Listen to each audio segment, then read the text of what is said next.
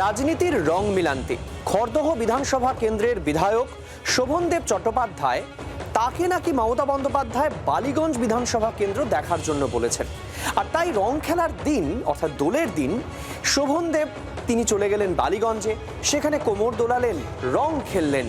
তাহলে জল্পনা একে একে দুই, অর্থাৎ বাবুল সুপ্রিয় রাজ্যসভায় চলে যাওয়ায় এবার কি সেখানে প্রার্থী হবেন শোভনদেব?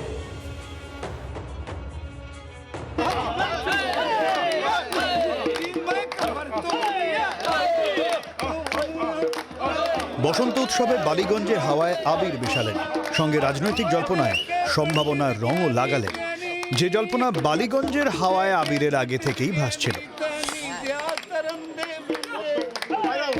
তাহলে এবার কি বালিগঞ্জ বিধানসভায় প্রার্থী শোভনদেব চট্টোপাধ্যায়, এই জল্পনা কিন্তু রয়েছে।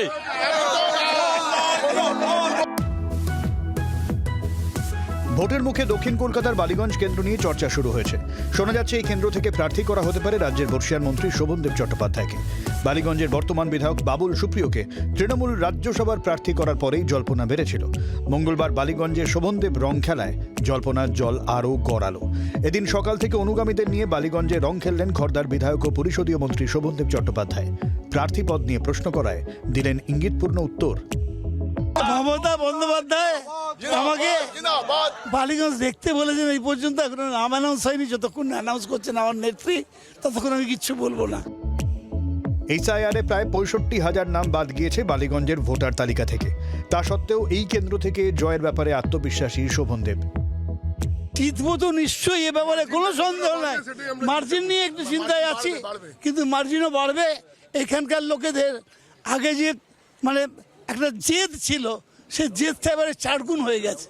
যে এত অত্যাচার, এমনিভাবে জেনুইন মানুষের ভোটের নাম বাদ দিয়ে দেওয়া, তার প্রতিবাদ বাড়ির শেষ লোকটা পর্যন্ত গিয়ে ভোট দেবে এবারে। ওয়াকিবহাল মহলের মতে বালিগঞ্জ কেন্দ্রের জন্য শোভনদেবের নাম প্রায় নিশ্চিত। এখন শুধু ঘোষণার অপেক্ষা।